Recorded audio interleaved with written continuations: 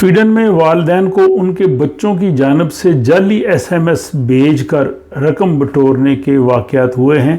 اس کی تفصیل آج کے اس ولاگ میں شامل ہے۔ اسٹاک ہوم سویڈن سے عارف رسانہ کی جانب سے سلام قبول کیجیے۔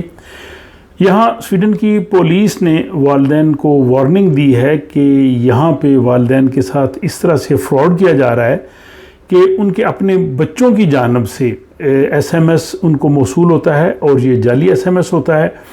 اور ایس ایم ایس میں یہ لکھا ہوتا ہے کہ میں گھر سے باہر ہوں، میرا موبائل یہاں پہ گم ہو گیا ہے اور میں کسی اور شخص سے موبائل لے کے آپ کو میسج کر رہا ہوں، مجھے پیسے چاہیے اور آپ مجھے اس نمبر پہ جو ہے وہ پیسے بھجوا دیں۔ پولیس نے بتایا ہے کہ 5000 جو کیسز ہیں وہ ان کے پاس رجسٹرڈ ہیں، لیکن شاید اس کی تعداد اس سے کہیں زیادہ ہوگی، اور یہ جو فراڈ کرنے والے لوگ ہیں یہ تمام تر معلومات پہلے لے لیتے ہیں بچوں کی، فیملی کی، پھر ان کو علم ہوتا ہے کہ جو ہے نا وہ ان کے یہ بچے کس عمر کے ہیں، اور پھر اس کے بعد وہ والدین کو بچوں کی جانب سے ایک ایس ایم ایس کر دیتے ہیں،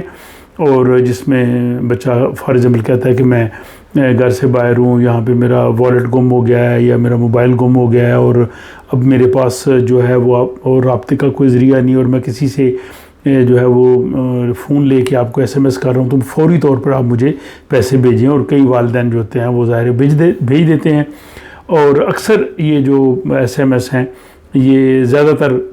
بچوں کی ماؤں کو آتے ہیں، کیونکہ ان فراڈ کرنے والوں کو بھی پتہ ہوتا ہے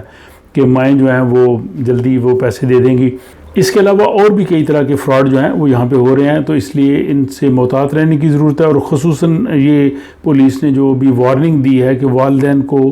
محتاط رہنا چاہیے کہ اگر ان کے بچوں کی جانب سے ان کو اس طرح کا کوئی ایس ایم ایس آئے تو پہلے اس کی اچھی طرح سے جانچ پڑتال کر لیں، اور پھر اس کے بعد جو ہے وہ رقم بھیجیں، کیونکہ فراڈ کرنے والے جو ہیں وہ آپ کو جو ہے وہ چیٹ کرنے کی کوشش کر سکتے ہیں۔ مجھے امید ہے کہ یہ انفارمیشن جو ہے وہ بہت اہم ہوگی آپ لوگوں کے لیے۔ اپنا خیال رکھیے گا، اور پھر اگلے ولاگ تک کے لیے مجھے اجازت دیجیے۔